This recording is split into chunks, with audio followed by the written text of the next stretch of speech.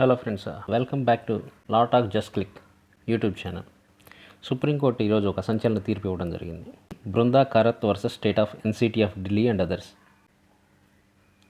2020 ఫిబ్రవరి ఢిల్లీ అంతా ఉద్రిక్తంగా ఉంది. షాహీన్ బాగ్లో సిఏఏ ఉద్యమం నడుస్తుందన్నమాట. సరిగ్గా అదే సమయంలో కొంతమంది నాయకుల నోట దేశద్రోహులను కాల్చండి వంటి తీవ్రమైన పదాలు వినిపించాయి. అవి కేవలం మాటలేనా లేక హింసకు పునాదుల?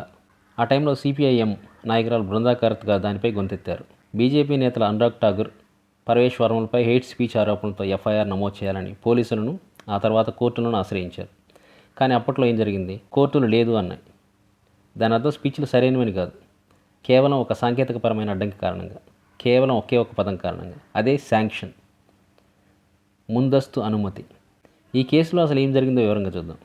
బృందా కారత్ గారి ప్రధాన ఆరోపణ ఏంటంటే ఆ ప్రసంగాలు ఐపీసీ సెక్షన్ 153A, 153B మరియు 295A వంటి నిబంధనలను ఉల్లంఘించాయని. అంటే మతాల మధ్య విద్వేషం పెంచడం లేదా పబ్లిక్ మిస్చీఫ్ కలిగించడం వంటివి. దీనికోసం ఆమె సెక్షన్ 156(3) సిఆర్పిసి కింద మెజిస్ట్రేట్ని ఆశ్రయించి దర్యాప్తుకు ఆదేశించాలని కోరారు. అయితే మెజిస్ట్రేట్ ఆ అప్లికేషన్ కొట్టేశారు. ఎందుకు? సెక్షన్ 196 సిఆర్పిసి ప్రకారం ఇలాంటి కేసుల్లో దర్యాప్తు చేయాలంటే ప్రభుత్వం నుంచి ముందస్తు అనుమతి లేదా శాంక్షన్ ఉండాలి. ఆ శాంక్షన్ లేదు కాబట్టి కేసు నడవదు అని 2022లో ఢిల్లీ హైకోర్టు కూడా అదే మాట చెప్పింది. ఇప్పుడు సుప్రీంకోర్టు తీర్పు అనేది ఒక గేమ్ చేంజర్ లాంటిదనమాట. ఇక్కడే ఒక పెద్ద ప్రశ్న తలెత్తింది. ఎఫ్ఐఆర్ నమోదు చేయమని ఆదేశించడానికి కూడా ప్రభుత్వం అనుమతి కావాలా? అది తప్పనిసరా? ఈరోజు సుప్రీంకోర్టు దీనిపై ఒక క్లారిటీ ఇచ్చిందనమాట. కోర్టు ఏం చెప్పిందంటే అవసరం లేదు. సెక్షన్ 156 సబ్సెక్షన్ 3 కింద ఎఫ్ఐఆర్ నమోదు చేయడానికి లేదా దర్యాప్తును ఆదేశించడానికి ముందస్తు శాంక్షన్ అవసరం లేదని చెప్పింది. శాంక్షన్ అనేది కేవలం కాగ్నిజెన్స్ స్టేజ్లో, అంటే కోర్టు స్వయంగా కేసును విచారణకు స్వీకరించేటప్పుడు మాత్రమే అవసరం, దర్యాప్తును ప్రారంభించడానికి కాదు. బృందా కారత్ పిటిషన్ పాక్షికంగా అనుమతించిన కోర్టు హైకోర్టు ఇచ్చిన పాత అబ్జర్వేషన్ ఏదైతే దాన్ని తోసిపుచ్చిందనమాట.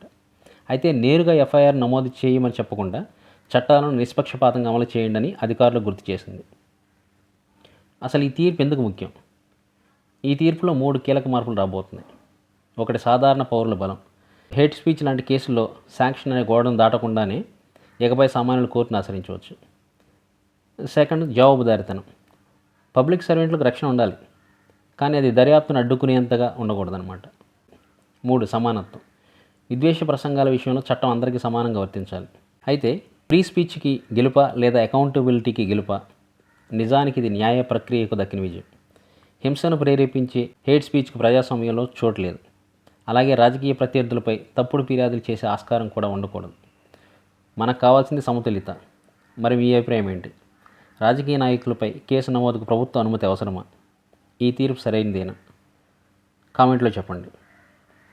సమాచారాన్ని అందుకోండి, రాజ్యాంగాన్ని కట్టుబడి ఉండండి. Stay informed, stay constitutional.